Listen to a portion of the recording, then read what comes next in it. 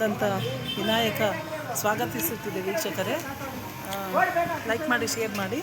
ಹನುಮ ಜಯಂತಿಯ ಶುಭಾಶಯಗಳು ಎಲ್ಲ ವೀಕ್ಷಕರಿಗೂ. ನಮ್ಮ ಚಾನಲ್ನ ಎಲ್ಲ ನೋಡಿ ದರ್ಶನ ಮಾಡಿ ವೀಕ್ಷಕರೇ. ನೋಡಿ, ಬೆಂಗಳೂರಿನಲ್ಲಿ ಇರುವಂಥ ಕುಮಾರಸ್ವಾಮಿ ಬಡಾವಣೆಯಲ್ಲಿ ಈ ಥರ ಎಲ್ಲ ವರಾಹಿ ಅವತಾರ, ಕೂರ್ಮ ಅವತಾರ, ನರಸಿಂಹ ಅವತಾರ, ವಾಮನ ಅವತಾರ, ಎಲ್ಲ ಥರ ಅವತಾರಗಳು ಇರುವಂತಹ ಮೂರ್ತಿಗಳು ಇದೆ. ಲೈಕ್ ಮಾಡಿ, ಶೇರ್ ಮಾಡಿ.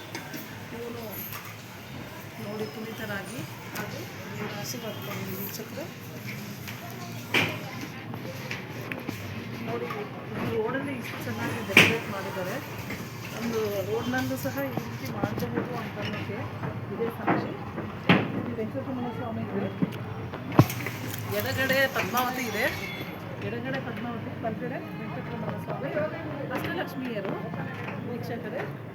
ದೇವರು ನಿಮಗೆ ಧನಧಾನ್ಯ ಸಮೃದ್ಧಿ ಎಲ್ಲ ಕೊಡಲಿ. ನೋಡಿ, ರಾಜಗೋಪುರ ಇದು ವೀಕ್ಷಕರೇ.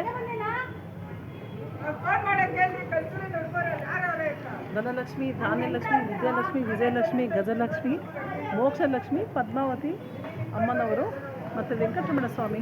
ನೋಡಿ, ಎಲ್ಲ ಭಕ್ತಾದಿಗಳೆಲ್ಲ ಬರ್ತಾ ಇದ್ದಾರೆ ವೀಕ್ಷಕರೇ.